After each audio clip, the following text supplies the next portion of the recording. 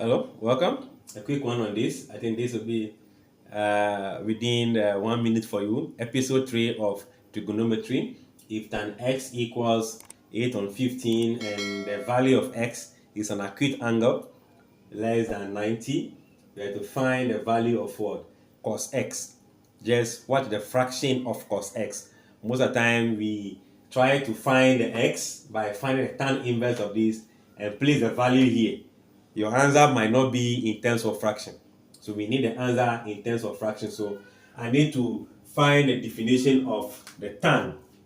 Tan is 2, which is the tan of the angle equals to the opposite side over the adjacent side of any right angle triangle. So if I have my right angle triangle in this form, so the angle is x. So let me put it here. It is facing here as the opposite.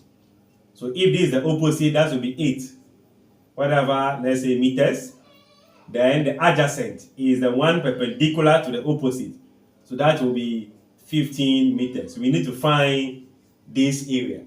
And by Pythagoras theorem, we can see that the longest side is x, is y. So y squared equals to 15 squared plus 8 squared.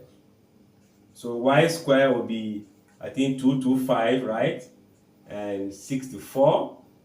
Y should be equals to the root of this plus this is 8, 9, right? So it will be 289. And y will be equals to, let's find out on our calculator. So that will be giving you 17 in meters. Remember that what you are looking for is cos x, which is also the adjacent side over hypotenuse, right? The adjacent, which is 15, hypotenuse 17.